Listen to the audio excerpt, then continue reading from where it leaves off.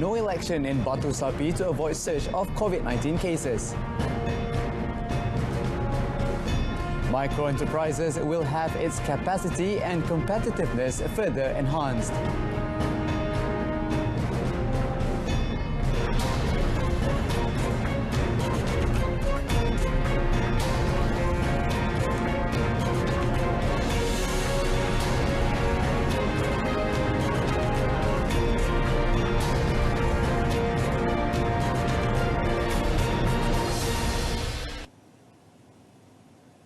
Good afternoon. Thanks for joining us. You're watching Azlani Adani. You're watching Updates News with me, Azlani Adani.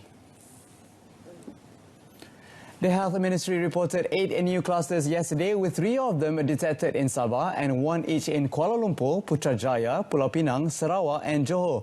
Health Director General Tan Sri Dr. Noor Hisham Abdullah said there were a total of 160 individuals tested positive in connection with the latest clusters.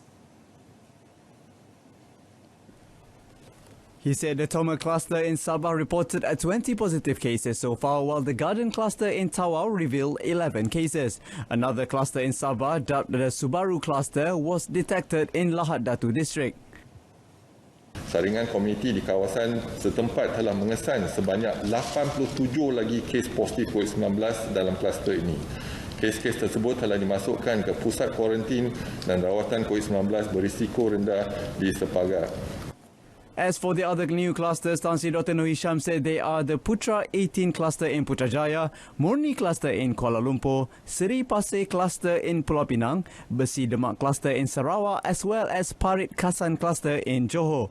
Meanwhile, 3 clusters have officially ended, namely the Kencana cluster, which involves Selangor, Johor, Kuala Lumpur and Terengganu, Bah Sintok cluster in Kedah, Negeri Sembilan and Selangor, as well as the Seri Anggrek clusters in Selangor. Meanwhile, Tan Sri Dr. Noor Hisham said the Health Ministry agrees with the decision by the Yang di-Pertuan Agong Al-Sultan Abdullah Riayatuddin Al-Mustafa Billah Shah to declare a localised state of emergency in Batu Sapi. He stressed that it is crucial to avoid any election for the time being in order to prevent further spread of COVID-19.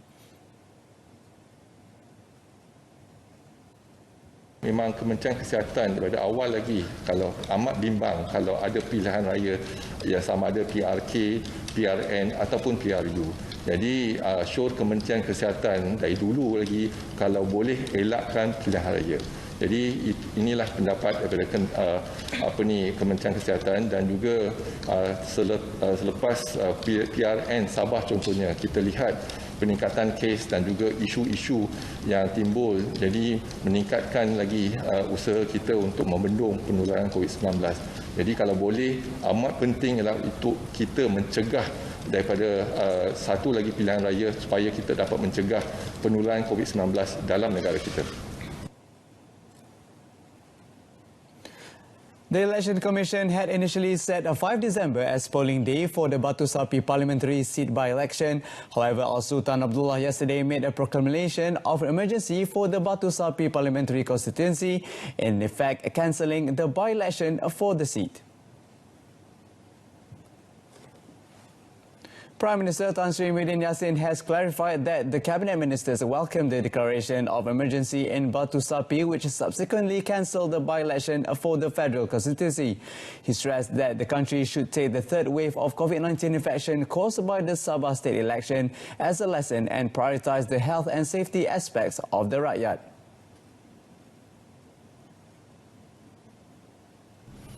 Pengalaman pilihan raya umum negeri Sabah menunjukkan bahawa pilihan raya yang diadakan ketika COVID-19 sedang melanda menjadi punca penularan gelombang ketiga wabak ini di dalam komuniti. Walaupun SOP yang ketat boleh ditetapkan oleh Suruhanjaya Pilihan Raya, namun pematuhan kepada SOP didapati amat lemah sehingga menyebabkan wabak ini sukar dibendung. The Prime Minister added that the Election Commission finds it difficult to secure election workers due to fear of getting infected with the disease. He said there were a total of 808 positive cases reported in the state during the nomination day of the Sabah state election. The figure increased to 1,547 cases on polling day, and the number continued to climb sharply over the following 4 weeks, with 11,285 cases registered on 24th October. In a related development, Tan Sri Muhyiddin Yassin explained that the life of the Batu Sapi residents will not be affected by the declaration of emergency, and the administration of the government as well as economic and social activities in the area will continue. The Premier assured that there will be no curfew order or military-style administration in the constituency. Tidak ada perintah berkurung atau pemerintahan ala tentera di Batu Sapi. Tak ada. Pentadbiran kerajaan, kegiatan ekonomi, aktiviti sosial dapat diteruskan tertakluk kepada amalan norma baru dan peraturan-peraturan serta SOP di bawah Perintah Kawalan Pergerakan Bersyarat yang sedang pun berkuat kuasa di negeri Sabah.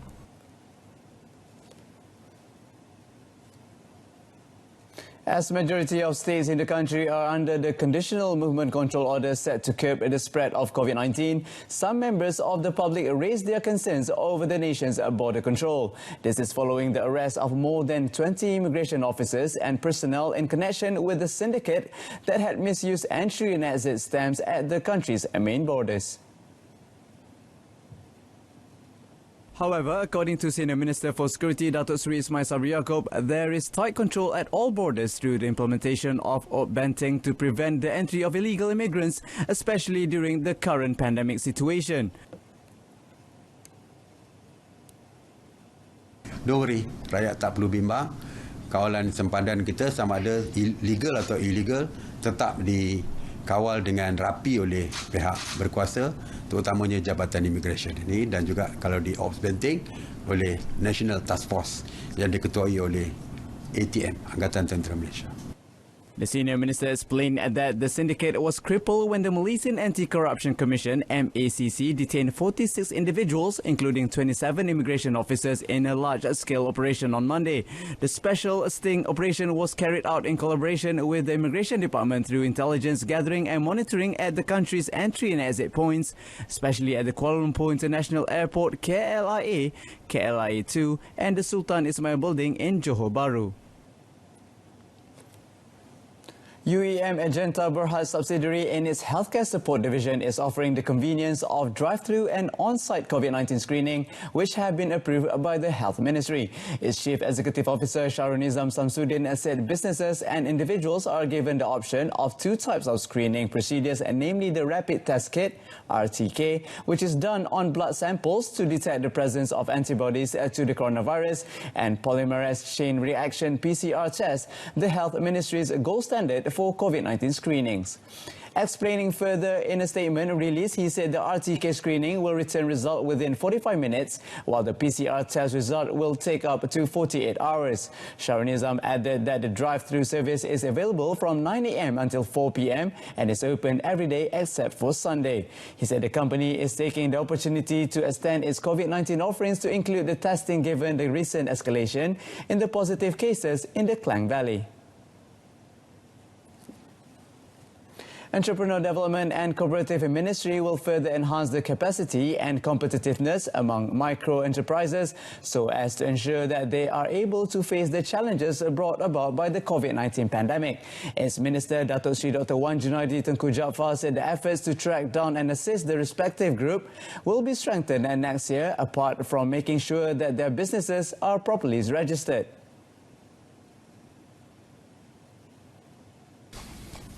Kerjasama di antara persatuan dengan kementerian akan diwujudkan untuk kita mendaftar. Mereka ini bukan mendaftar dengan SSM, Lembaga Hasil Dalam Negeri ataupun PBT saja, tapi mendaftar kepada market online supaya orang tahu macam mana nak order dan macam mana nak buat bisnes kepada mereka yang kecil-kecilan ini. Datuk Seri Dr. Wan Junaidi said this after launching the national-level Warung Rider platform in conjunction with the pre-launch of the Hawkers and Small Traders Day 2020. He also said his ministry estimated that there are about 1 million micro-entrepreneurs who have yet to register in the country. Failure to do so will bring challenges to the ministry to detect them and channel them with the necessary assistance. According to the minister, among the factors that cause the micro-entrepreneurs to refuse registering include avoiding paying taxes, apart from wishing to be listed as Bantuan Sara Hidup BSH recipients.